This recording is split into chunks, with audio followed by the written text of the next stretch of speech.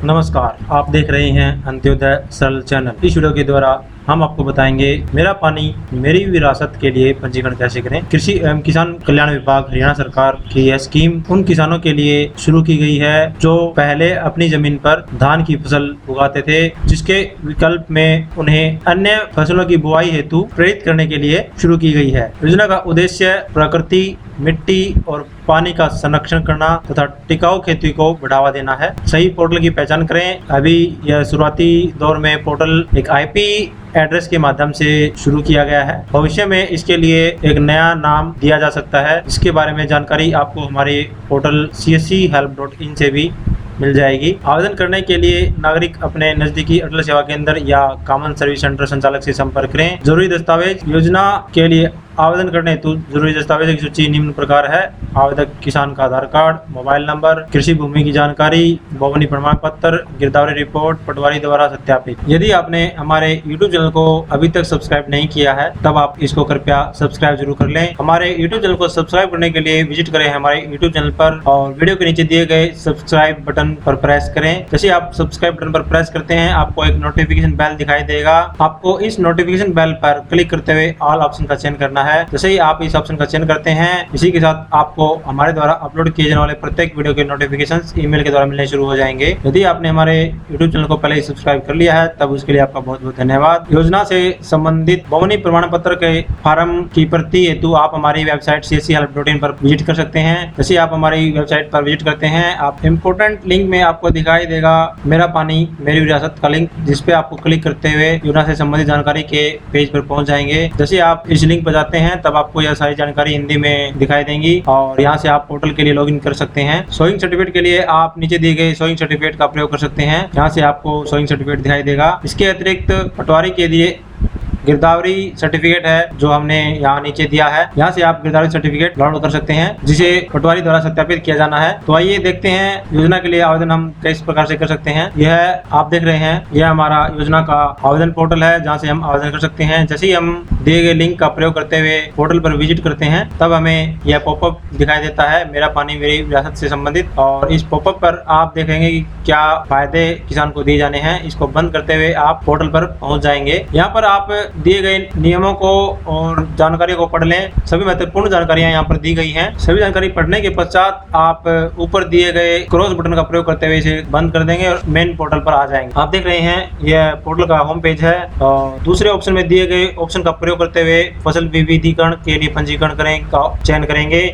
जैसे ही आप इस विकल्प का चयन करते हैं आपके सामने अपना आधार कार्ड नंबर भरने के लिए इनपुट कॉलम दिखाई देता है जहां पर आप किसान का आधार नंबर भर देंगे। जैसे ही आप आधार नंबर भरते हुए नेक्स्ट बटन पर क्लिक करते हैं, इसी के साथ संबंधित किसान का आधार कार्ड से संबंधित जो भी नाम रिकॉर्ड है वह उठा लेगा। यदि नहीं उठा जाता है तब आप उसे जोड़ सकते हैं। सबसे पहले हमसे सामान्य जानकारियां पूछी जाती हैं। आप देख रहे हैं यहाँ पर हमें यहाँ पर आधार नंबर एंटर करने के पश्चात दूसरा स्टेप दिखाई दिया है। इसमें यहाँ पर पहला स्टेप हमारा आधार नंबर मांगा गया था। दूसरे स्टेप में हमसे कुछ सामान्य जानकारियां किसान की पूछी जाती हैं। तीसरे स्टेप में जमीन के बारे में जानकारी मांगी जाती है। चौथे स्टेप में फसल से संबंधित जानकारी मांगी जाती है और पांचवें स्टेप में यह सभी जानकारियां सबमिट करने के लिए विकल्प उपलब्ध कराया जाता है। अभी हम यहाँ पर किसान की सामान्य जानकारियां एंटर करेंगे। जो जिला आप देख रहे हैं यह आधार कार्ड के अनुसार स्वयं उठाया गया है। जैसे ही आप आधार कार्ड एंटर करेंगे, संबंधित किसान का अगर रिकॉर्ड ऑनलाइन है तब आपको यह जिला दिखाई देगा, अन्यथा आपको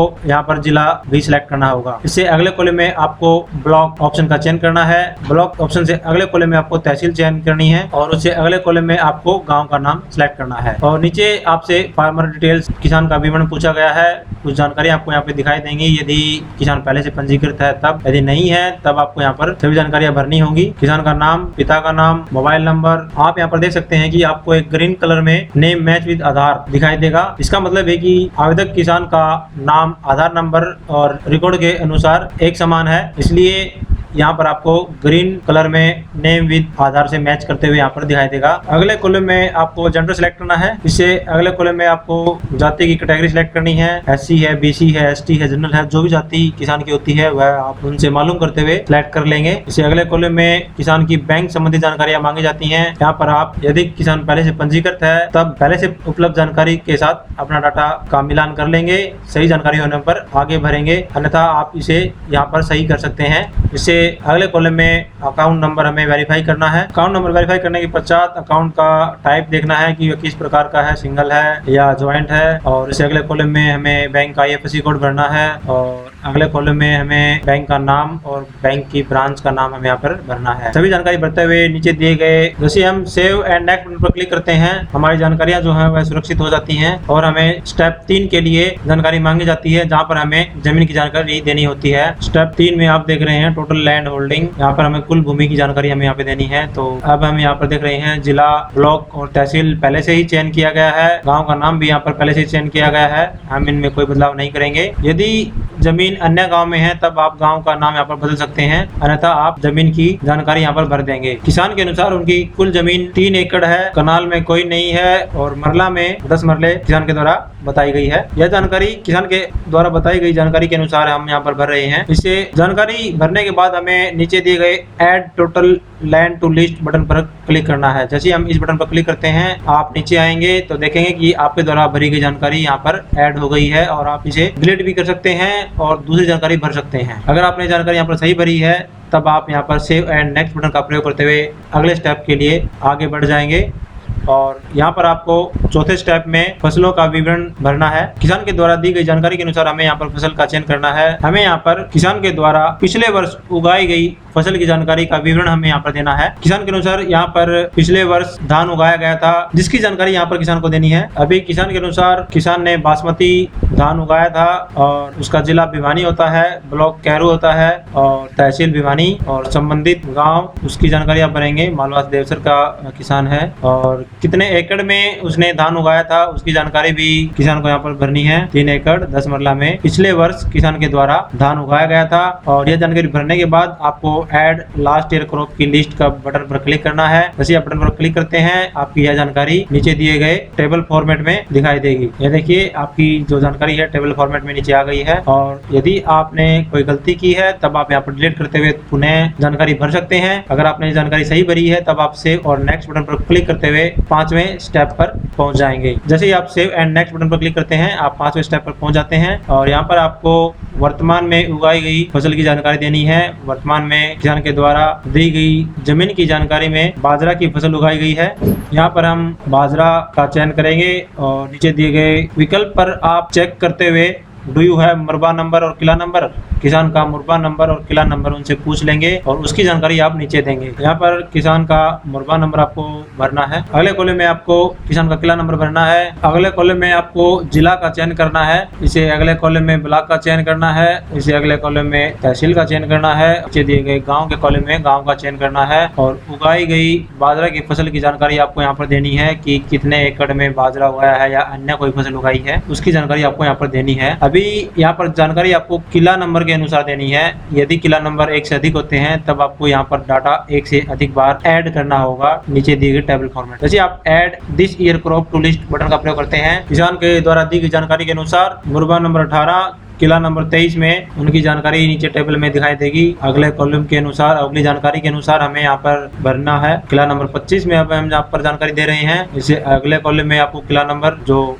अन्य है मुरबा नंबर उसका बदलते हुए उसका किला नंबर भरेंगे और जमीन की एकड़ में जानकारी यहाँ पर आप भरेंगे। Add this year crop list to button पर क्लिक करेंगे। इसी प्रकार से सभी आप फसल की जानकारी यहाँ पर किला नंबर के अनुसार भर देंगे। सभी किला नंबर्स में आपको जानकारी भरने के पश्चात सेव एंड नेक्स्ट बटन पर क्लिक करना है। जैसे आप सेव एंड नेक्स्ट बटन पर क्लिक करते हैं आपको सभी 5 स्टेप पूरे होने के पश्चात प्रीव्यू दिखाई देगा। जैसे आप प्रीव्यू पर नीचे स्क्रॉल करेंगे तब आपको सभी जानकारियां दिखाई देंगी। आप यहाँ पर एक बार वेरीफाई कर सकते हैं, अन्यथा प्रीवियस बटन का प्रयोग करते हुए पीछे जा सकते हैं। अगर आपने सभी जानकारी सही भरी है तब आप declare by the applicant farmer का ऑप्शन जो दिया गया है इस पर चेक मार्क करेंगे और नीचे दिए गए सबमिट बटन पर क्लिक करेंगे। जैसे ही आप डिक्लेरेशन ऑप्शन का चयन करते हैं तो नीचे दिए गए डिक्लेरेशन के लिए आप अपनी अनुमति अपनी सहमति सरकार को दे देते हैं और इसी के साथ आपका जो फार्म है स्वीकार किया जाता है। और अंत में दिए गए सबमिट बटन का प्रयोग करते हुए आप किसान के आवेदन फार्म को सबमिट कर देंगे। जैसे ही आप सबमिट करते हैं तब आपको यहाँ पर किसान की लॉगिन डिटेल्स दिखाई देती हैं। यह लॉगिन डिटेल्स का प्रिंट आउट आपको निकालकर किसान को देना है। दोस्तों यहाँ पर आपकी जानकारियां जो आपके द्वारा भरी गई है सबमिट तो हो गई हैं रिकॉर्ड के अंदर, परंतु अभी ये आवेदन आपका पूरा नहीं हुआ है। इस आवेदन के लिए आपको एक शोविंग सर्टिफिकेट और गिरदावरी रिपोर्ट आपको अपलोड करनी है। तो आप ये देखिए मेरे पास अभी किसान की आईडी और पासवर्ड उपलब्ध है, इसका प्रिंट आउट हम किसान को निकाल कर दे देंगे। अब हमें किसान के यूजर आईडी और पासवर्ड का प्रयोग करते हुए पोर्टल पर लॉगिन करना है। आप देख रहे हैं यह विभाग का मुख्य पोर्टल है जिसके माध्यम से हमने पंजीकरण शुरू किया था। किसान प्रवेश बटन का प्रयोग करते हुए किसान के यूजर आईडी जो आपको प्राप्त हुआ है वह आप यहाँ पर एंटर करेंगे और मोबाइल नंबर को एज ए पासवर्ड आप प्रयोग करेंगे। यूजर नेम और पासवर्ड एंटर करते हुए आपको यहाँ पर लॉगिन करना है। यूजर आईडी और पासवर्ड एंटर करेंगे, नीचे दिएगा जो कैप्चा कोड है वह आप यहाँ पर एंटर करेंगे। जैसे ही आप लॉगिन बटन पर प्रेस करते हैं आपको किसान की भरी गई जानकारी का ब्यौरा यहाँ पर दिखाई देगा।